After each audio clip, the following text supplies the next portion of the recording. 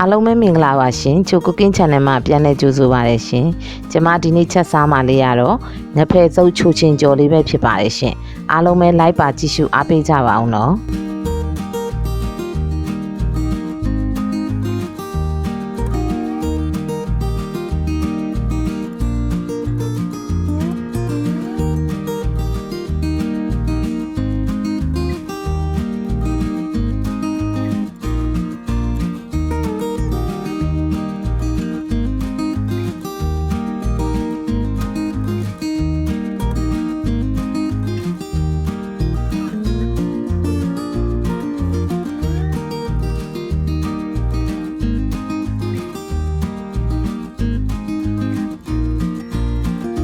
ဟုတ်ကဲ့အရင်ဦးဆုံးကျမ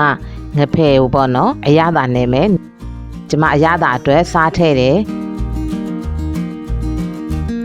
အချိုမုတ်ထည့်တယ်ငဖယ်ကြီးအစ်စ်ကိုအသုံးပြုထားပါတယ်နော်ဆက်နွင်းထည့်တယ်ပြီးငရုတ်ကောင်းမှုတ်ထည့်ပါတယ်ရှင်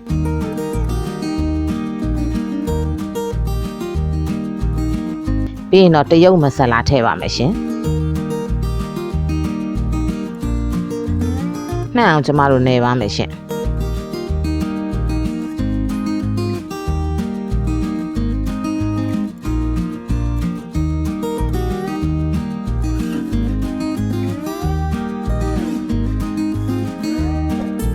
ဟုတ်ကဲ့အဲ့လိုနေပြီးွားရဆိုရင်တော့ကျမအရင်ဆုံး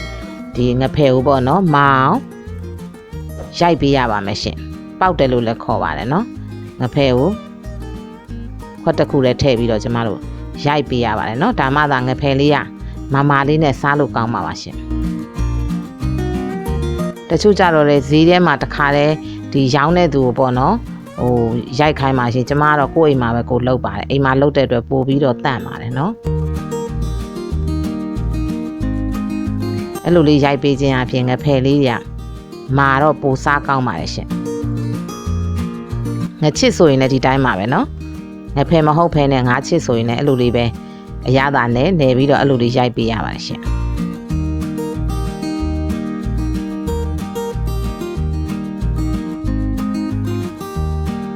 ပြီးသွားရင်တော့ကျွန်မအတုံးလေးတွေတုံးပါမယ်เนาะ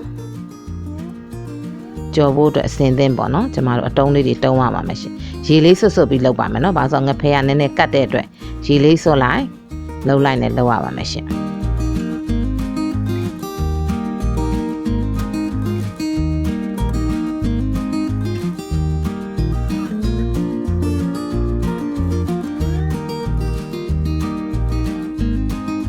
ကျမဒီနေ့အဲ့ဒီဟာလေးချက်စားတယ်အရန်ထမင်းစားမိန်ပါတယ်နော်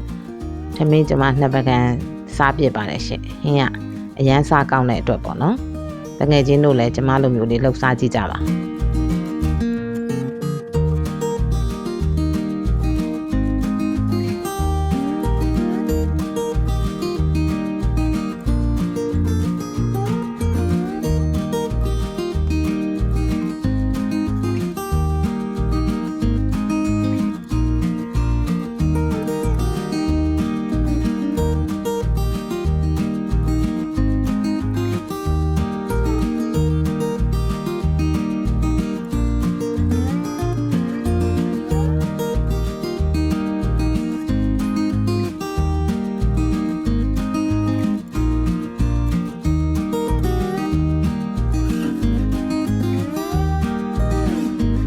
ဟုတ်ကဲ့အရင်ဦးဆုံးစီထည့်ပါမယ်နော်အိုးပူလိုက်စီထည့်မယ်ပြီးရင်ကျမတို့ငဖဲကိုအရင်စကြော်ပါမယ်ရှင်ငဖဲလေးတွေကိုကြော်ပေးရပါမယ်နော်တကူချင်းစီစီပြီးတော့အိုးထဲကိုထည့်ပေးပါမယ်ရှင်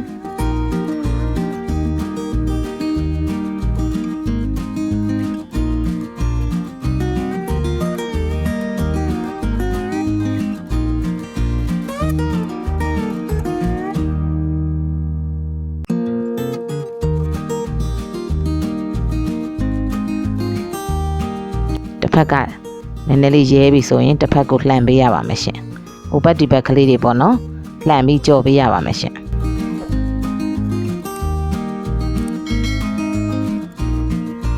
ပြီးရင်တော့နည်းနည်းလေးရဲလာပြီ ကြက်လာပြီဆိုရင်တော့ပကံတစ်ခုတည်းကိုဆယ်ပြီးထည့်ပေးပါမယ်နော်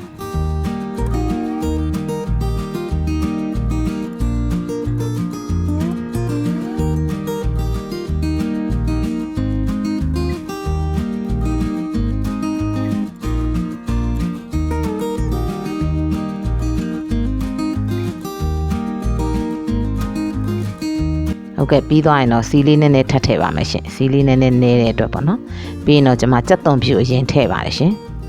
ကြက်သွန်ဖြူနည်းနည်းလေးရဲပြီးမှုေးတဲ့အထိပေါ့နော်နည်းနည်းလေးကြော်ပေးရပါမယ်ရှင်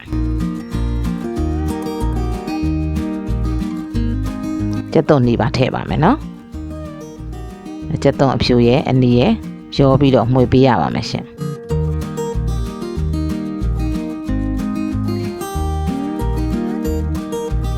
ကျက်သွန်အနီကိုတော့ကျွန်မအကွင်းလေးတွေကွင်းထားပါတယ်နော်ပြီးသွားရင်တော့ကျွန်မငရုတ်ပွားထည့်ပါတယ်ရှင်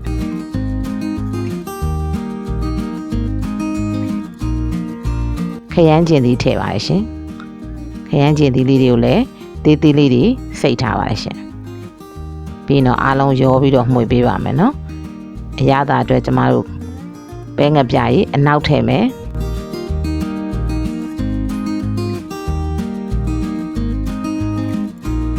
ပြီးရင်ကျွန်မခရုစီထည့်ပါမယ်ရှင်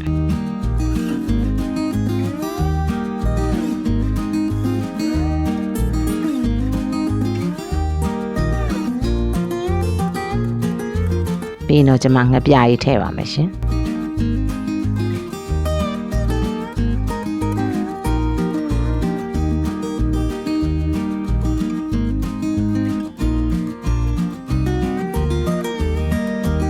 ချိုမုတ်ထည့်ပါမယ်နော်အားလုံးကိုသမအောင်လို့မှုေးပေးရပါမယ်ရှင်ပြီးရင်တော့ကျွန်မစောစောကကြော်ထားတဲ့ငဖယ်တွေထည့်ပါတယ်ရှင်ပြီးရင်တော့အားလုံးပေါ့နော်ရောပြီးတော့မှုေးပေးရပါမယ်ရှင်ကျက်သွန်လေးတွေလည်းနည်းနည်းနွမ်းပြီးခရမ်းကျင်သီးလေးတွေလည်းနည်းနည်းနွမ်းပြီးဆိုရင်တော့ရပါပြီเนาะသူကရေထည့်စရာမလိုပါဘူးရှင်ပြီးတော့ကျွန်မခြကန်လေးမှာကျွန်မ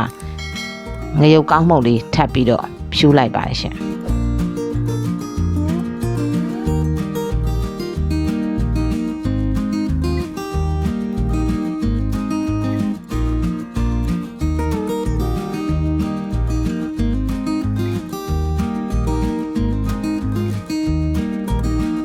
ခုဆိုရင်နော်